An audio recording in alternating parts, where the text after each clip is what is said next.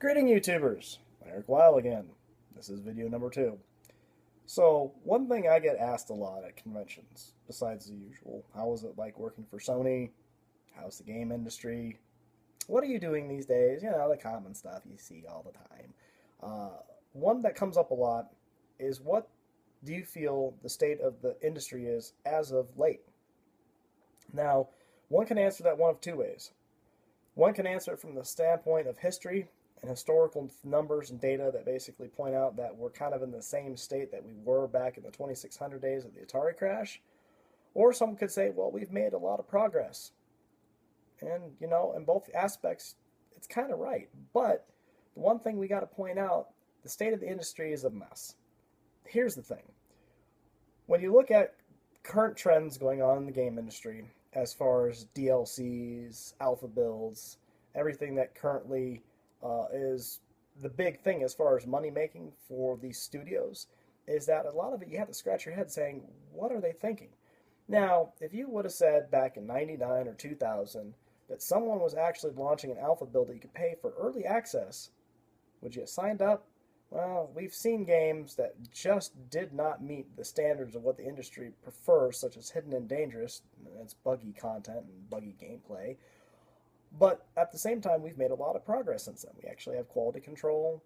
We have departments that actually test and retest and test again. And so you'd think over time the reality of the industry from the standpoint of quality would get better. In some cases, you're right. In other cases, you just have to look at some of the game reviews of some of the games out there, and you see for yourself that when you have a game that needs a 10 plus gig patch for a game that's not even 10 gigs, there's a problem. That means the game is broken. So we look at the state and where it's currently at. I feel when I was in the industry was going in the right direction, but yet they were still missing marks. But at least for the most part, the consumer confidence in the industry was actually at a pretty all-time high. Considering at the time that I was in the industry, World of Warcraft wasn't even a thought of concept. So we look at the standpoint of why the industry is going to this new standard of basically it's all about sell, sell, sell. And are the consumers buying it? Yes and no. A good example of it, recently I picked up the new Mortal Kombat game and I wanted to go ahead and give it a run since I've been a fan of the franchise since the day it came out in the arcade in 95. But what I realized is that even though the game looks amazing, I love the Havoc engine. I think it's a very good engine. The X-ray, the X-ray scenes where you actually get to, beat the hell out of your opponent. No, unrealistic. It's not realistic, but it's pretty impressive to watch. Fatalities also look very good, but the storyline is very weak. The game content doesn't seem to be as exciting.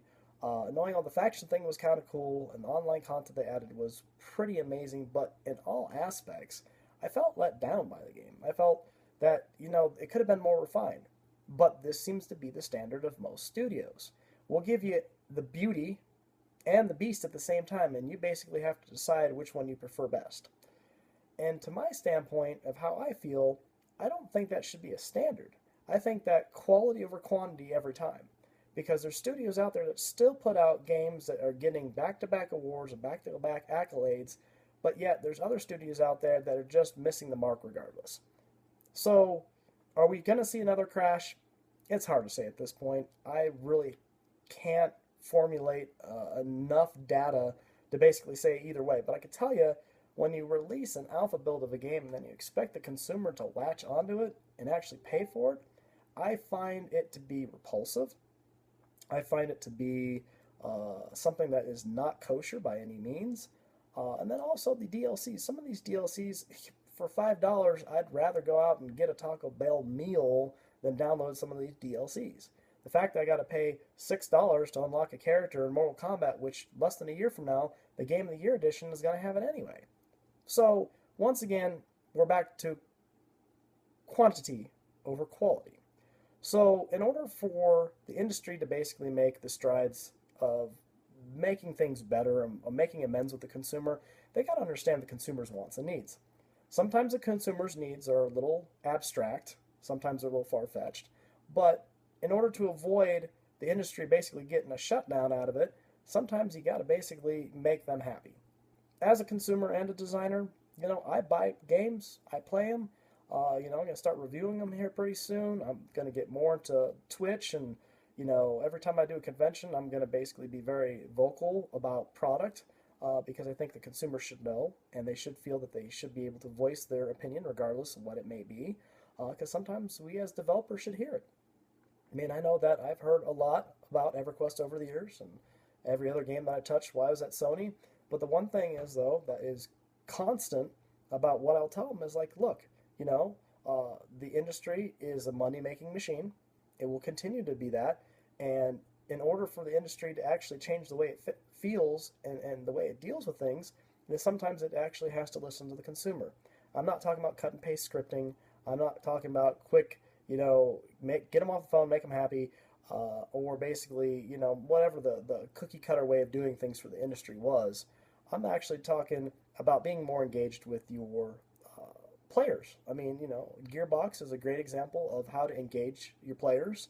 They are very close knit with the cosplay community. I'm actually part of that community as well myself. And there's other studios. I think Blizzard does a good job as well. BlizzCon is a very amazing event that they hold every year. I'd like to attend.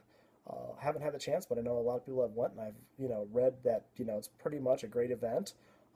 So there is studios that really take the time and effort to actually get back with their consumers and give them something.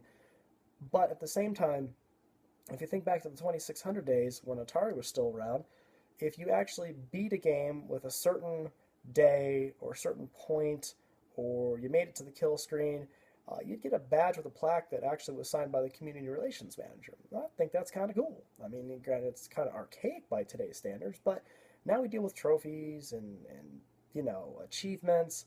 And they're not achievements. They're not real trophies. Anyone can get them. So what's the difference? There's a huge difference. I'd rather get something physical than non-physical. So back to the state of things. For the industry to basically change the way and direction it's going, it really needs to step back for a second and understand what the consumer really wants. They want to be heard. They want to have a voice. They want to be engaged. And they want to feel like part of a community. What you don't do is isolate your community because of change of hands, because maybe your finances are not as good as a studio, but you have to stay engaged. You have to listen to them. You have to be a part of the community. Don't shut them out. Be a part of it. That's the only way that basically the consumers will feel confident in their product again. I know that for a fact. Seen that, been there, done that. More YouTube videos to come. Hope that was enlightening. Hope you got some good information out of that, and I will see you next time. Thank you.